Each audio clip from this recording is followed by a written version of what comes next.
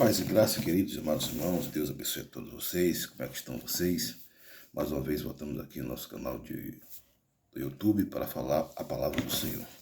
E hoje nosso tema vai ser oração, gratidão e adoração. Essa tríade, oração, gratidão e adoração. Veja bem, a oração, você sabe muito bem que é uma conversa entre duas pessoas. E é mister necessário que você tenha esse desenvolvimento com Deus. Preste bem atenção, pelo amor de Deus. A oração é um diálogo que você tem com Deus, deve ter com Deus. A gente aprende isso em português, não é isso? Então você precisa conversar com Deus todos os dias. A Bíblia fala em Jeremias 33, versículo 3, que clama a mim e responder-te-ei e anuncia as coisas ocultas, firmes e grandes que não sabes. Então, a oração é quando você parte do pressuposto que você precisa conversar com seu pai e Deus é seu pai. Deus é seu mentor e Deus é o seu amigo. É a oração. Você precisa conversar com Deus, não é todos os dias não. Todo dia é muito pouco. É toda hora. Pergunta você. Você conversa com seu colega de trabalho uma vez só? Não. Você conversa com seu colega de trabalho todos os dias para os assuntos de interesses afins. Você conversa com seu pai, com sua mãe, com seus irmãos dentro da sua casa, né? Com sua esposa, com seu filho, com sua filha, enfim. Você conversa sempre, todos os dias. Então, a oração pressupõe que você precisa estar conversando com Deus sempre. Sempre. Dever de casa, converse com Deus sempre. Ah, pastor, mas não tenho tempo. Veja bem, quem não tem tempo com Deus, vive perdendo tempo. Quem não tem tempo com Deus, vive perdendo tempo. Uma outra coisa que eu aprendo é assim, sobre a gratidão. Gente, a gratidão, ela abre as portas. A gratidão, ela é tão poderosa, mas tão poderosa, que ela abre as portas do céu. Você sabe que os pecados, os capitais contra a sua alma, são muitos. Glória a Deus. O papel foi, tem que dar glória a Deus.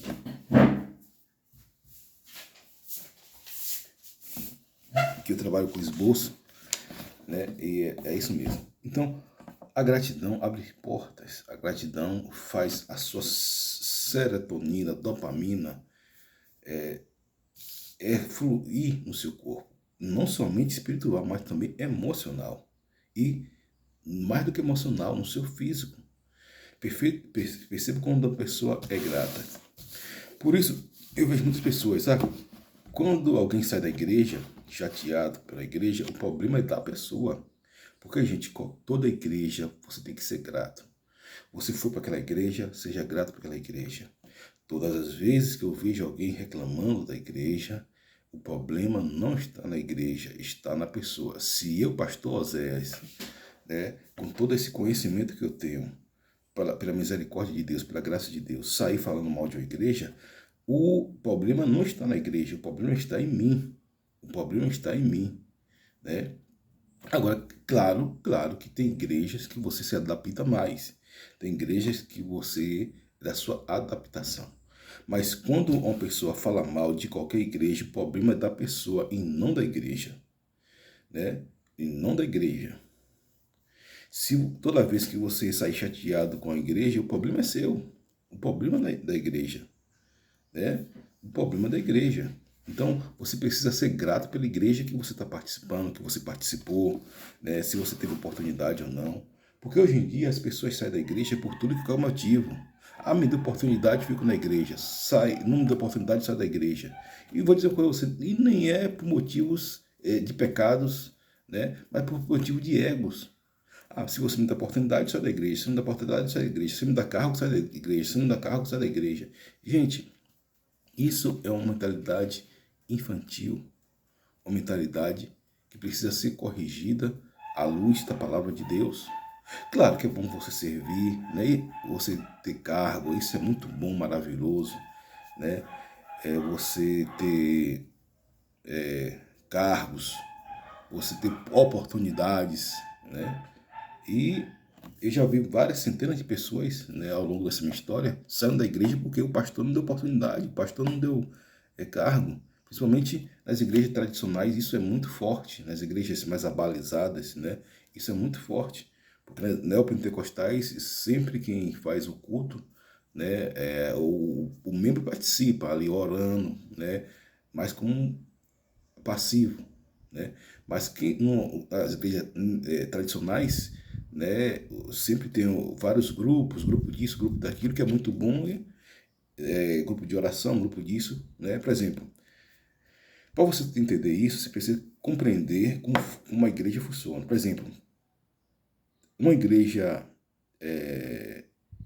tradicional, o pastor, ele tem que fazer o seminário de 4 anos e ele fica durante, normalmente, 4 anos em cada igreja, em cada cidade. Por exemplo, ele pastoreia aqui 4 anos de São Gonçalo, depois vai 4 anos para Conceição da Feira, depois 4 anos para Cachoeira, 4 anos para, depois 4 anos para São Félix, depois 4 anos para Muritiba, depois 4 anos para Maragogipe, depois 4 anos para Feira de Santana.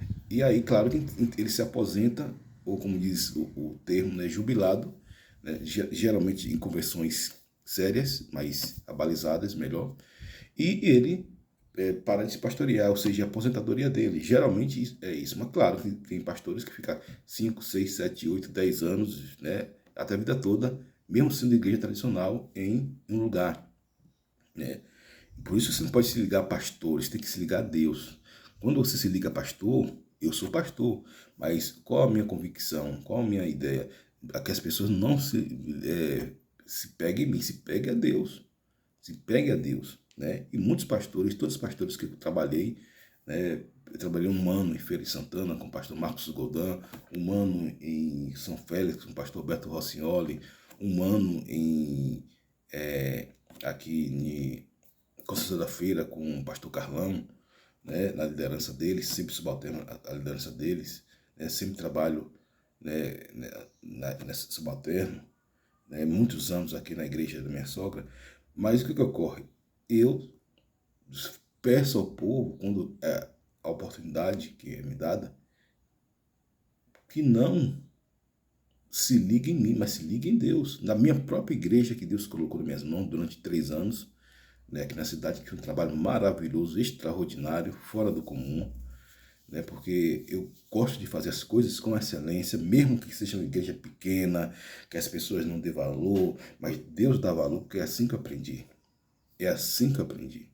Então foi igreja pequena, as pessoas, a gente fizemos vários movimentos de exaltação e glória a Deus. E foi uma coisa tremenda ali no bairro, mudou a história do bairro, né? E foi algo assim excelente, excelente mesmo, né? Mas veja bem, e todas as igrejas que vou pregar, eu sempre falo, toda honra e toda glória tem que ser dada a Jesus. Porque, gente, eu sou pó e sou cinza. Eu tenho que reconhecer como Billy Graham, como Terry Oswald, como Kent Reagan, como Morris Cerullo, como todo pastor que se imaginar. Reconhecer a magnificência de Deus todos os dias da sua vida, das nossas vidas. Nós devemos nos limpar todos os dias de nossas vidas com a graça de Deus, reconhecendo que sem Deus nada somos e nada podemos. Pedindo a Deus para perdoar nossos pecados, nossas transgressões, as nossas iniquidades, para Deus ter misericórdia de nós. Porque nós não somos melhor do que ninguém. Apenas é a graça de Deus nas nossas vidas, né? Então, geralmente a igreja tradicional é assim. Uma igreja pentecostal, geralmente universal, Deus é amor, presbiteriana, universal, mundial, a de Bruno Leonardo, a de Agenor Duque, a de R. Soares, são igrejas abençoadas de Deus. Porque eu vou explicar algo aqui que muitas pessoas, já vi isso em muitos vídeos.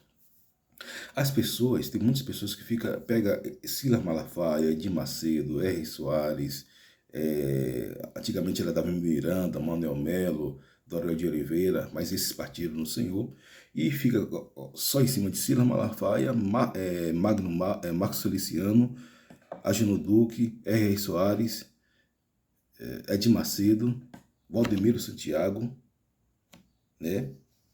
E faz vídeos e vídeos, anos a fio, em cima desses homens. Gente, esses homens, eles vão dar conta a Deus. Se eles estão errando ou não, eles vão dar conta a Deus. Acredito, sim, no trabalho desses homens. Claro que tem coisas que eles precisam se ressignificar, como todos nós. Às vezes se fala de Edir Macedo, né, mas você faz coisa pior que Edir Macedo faz. Às vezes você fala de R. Soares, você faz coisa pior que R. Soares faz. Às vezes você fala de Valdemiro Santiago, você faz coisas que pior que o Valdemiro Santiago faz. Às vezes você fala de Agino Duque, você faz coisa pior que Agino Duque faz. Às vezes você fala de Silas Malafaia, você faz coisa pior que Silas Malafaia faz. Às vezes você fala de Marcos Feliciano, você faz coisa pior do que Marcos Feliciano faz. Né? Então você tem que olhar para Jesus, que é o autor e consumador da fé. Agora, a questão do marxismo é outra coisa. A questão do marxismo, porque o marxismo é uma doutrina do diabo. Todos os pastores que se firmam no humanismo, no marxismo, na escola de Frankfurt, né, com os quadros teóricos, na teoria crítica de Horkheim. Então, são pessoas que se precisam ser combatidas, são doutrina de demônio. Toda a igreja da teologia da libertação católica, né, não a igreja católica em si, tem vários posicionamentos dogmáticos contra a igreja católica, mas a própria igreja católica não adota, né, a teologia da libertação pelo Frei, né, Leonardo Boff, que é um homem inteligentíssimo, agora a favor do marxismo cultural. Também temos aqui nosso meio, tá? Muito essa igreja inclusiva, essa ideia de igreja inclusiva, com muitos pastores aí, né? Como Caio Fábio, como Zé Caluz, como o próprio Edir Nekiewicz, o Ricardo Gordim, o Kleber Lucas, Leonardo Gonçalves, a Priscila Alcântara, gente, menina de Deus, começou bem e depois foi sequestrada pelo marxismo cultural, né? Que não tem nada a ver, gente. Marxismo cultural não tem nada a ver com política. Ele se filtrou na política, ele pegou um partido e sequestrou esse partido e fez desse partido uma plataforma. Por quê? Porque o partido que aderiu, né, infelizmente, ele tem essa questão. Agora, vamos orar por ele. Porque você conheceu o Caio Fábio tinha um cabeção, entre aspas, um homem de inteligência absurda no reino de Deus. Talvez seja o homem intelectualmente mais preparado que o Brasil já teve de todos os tempos. Né? Intelectualmente, não de unção, não de poder, não de cura, não de revelação, né? Mas de forma intelectual. Mas o que isso adianta? Né? O que isso adianta? Hoje se tornou um inimigo do Evangelho. Embora fale, né, com discursos bonitos, que sequestra muitos indoutos, né, muitas pessoas que não conhecem a Bíblia. Porque, gente, o que vale da Bíblia é isso aqui, ó. E os que conhecem, mas querem uma vida larga de perdição, de pecado. É isso que é essa que é a realidade, né?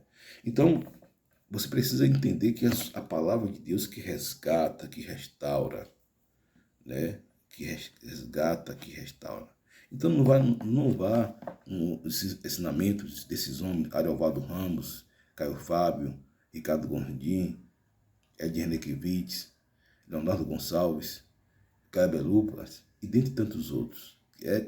Como diz o outro, emprestiou a igreja evangélica esse tipo de comportamento e esse tipo de filosofia que a igreja, de forma contundente, pertinente, combate. Né? A própria igreja combate. São vírus que entram na própria igreja. Os vírus são vírus que combate, né, dentro da própria igreja, mas só que, como diz a porta do inferno não prevalecerá contra a igreja do Senhor.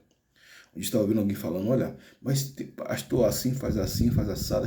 Gente, o evangelho não é de hoje. No tempo de Jesus já tinha seita, já tinha tudo isso, as seitas dos saduceus, dos fariseus, tudo isso. E a igreja continua como é até hoje. Né? Porque ninguém para a igreja, gente. Ninguém para a igreja. Não tem como parar a igreja. A igreja é do Senhor Jesus. A igreja é do Senhor Jesus.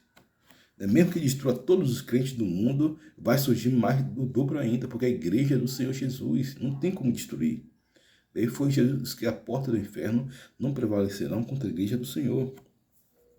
Então, as igrejas pentecostais, geralmente o pastor fica de um ano, né, por exemplo, a essas igrejas que falei, né, em nenhum lugar, os pastores tomam de um curso de 1 a 6 meses, né, e são recrutados para poder fazer a obra. Então aí você tem as neopentecostais, as igrejas mais oriundas, né, do neopentecostais e os pentecostais modernos, né, que sempre estão evoluindo.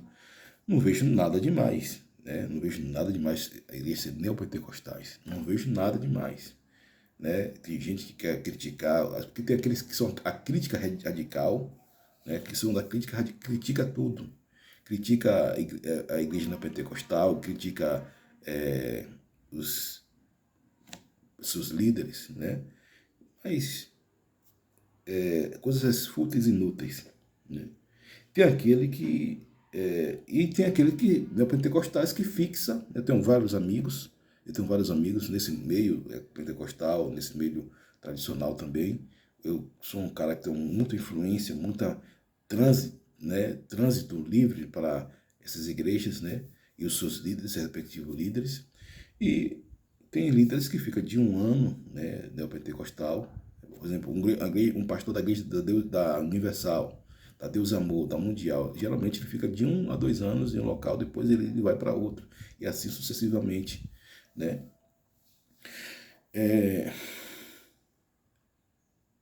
Então, gente, Jesus, você precisa valorizar Jesus.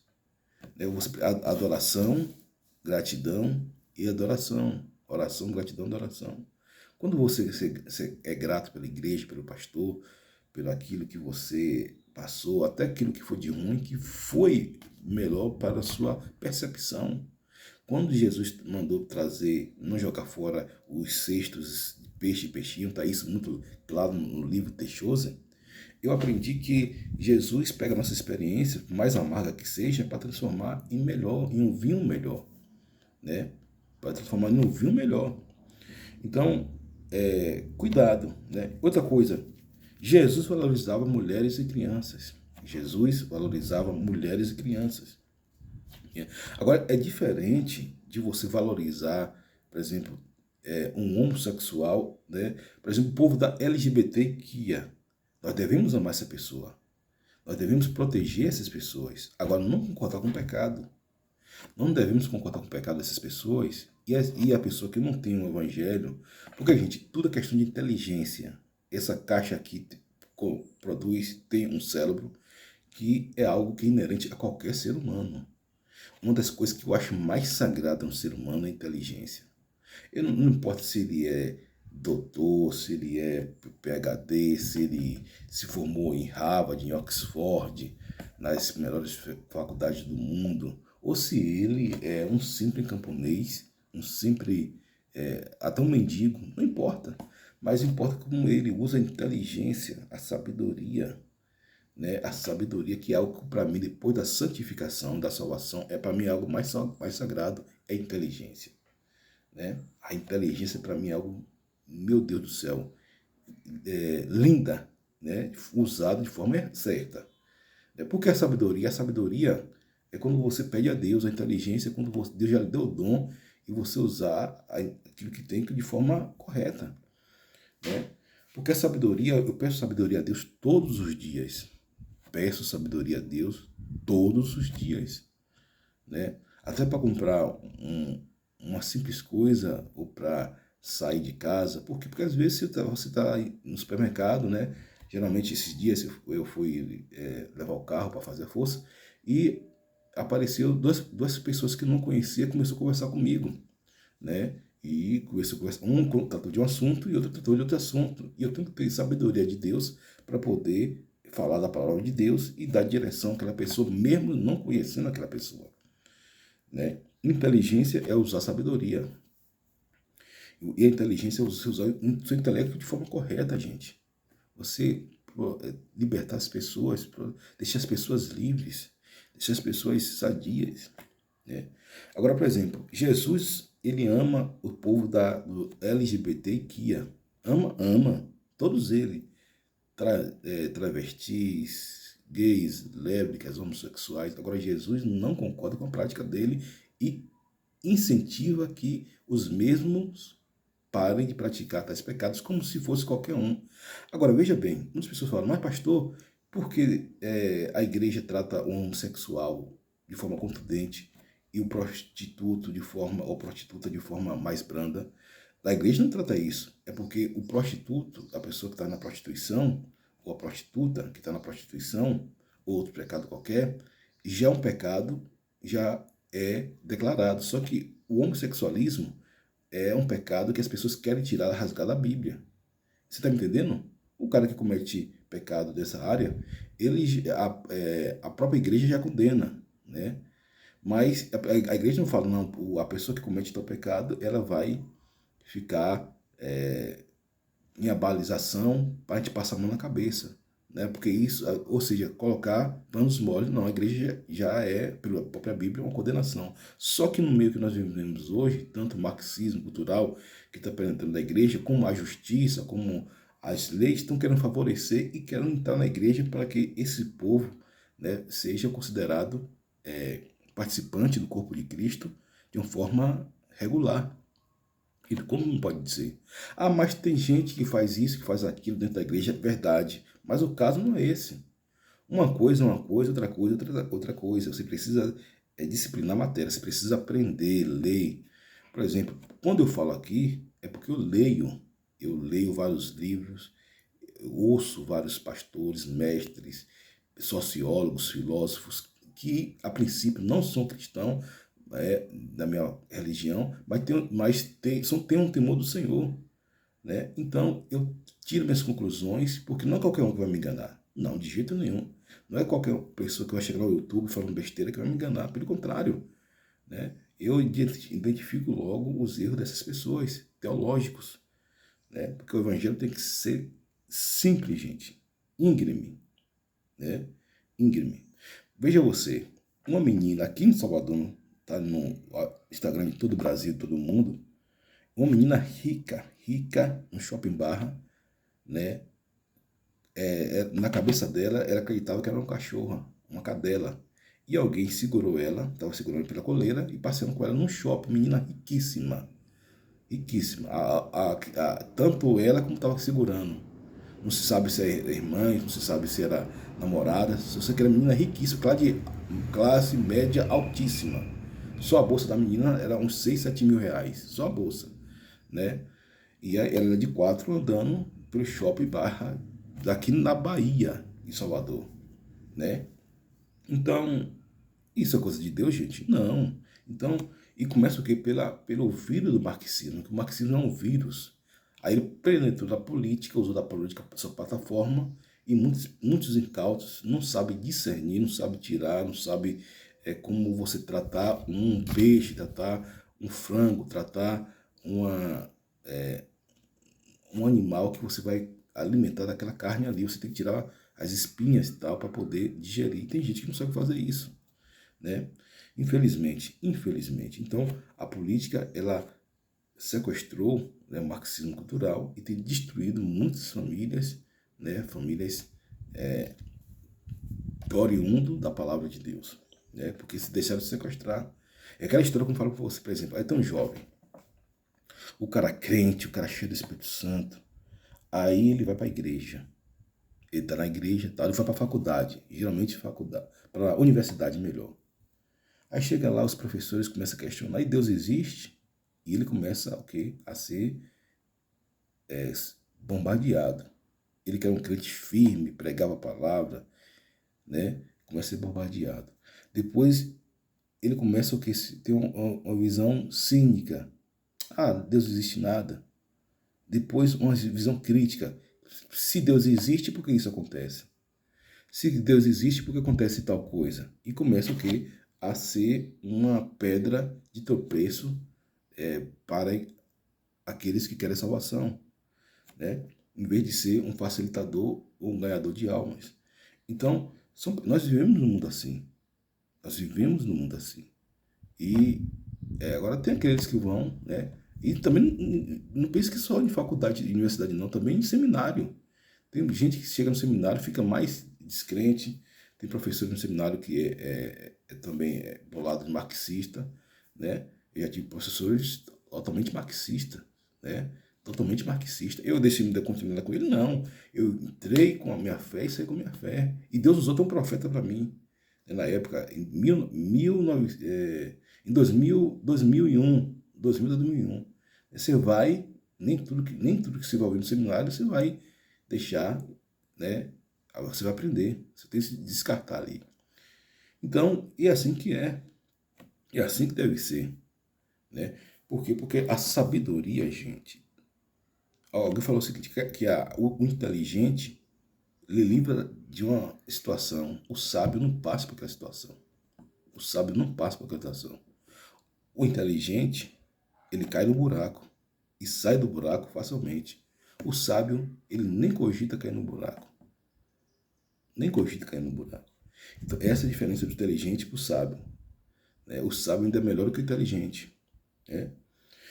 Então, eu procuro ser sábio todos os dias, porque eu procuro adorar a Deus em espírito e verdade. E a adoração, ela traz a glória de Deus. Quando você adora, você traz a glória de Deus na sua vida.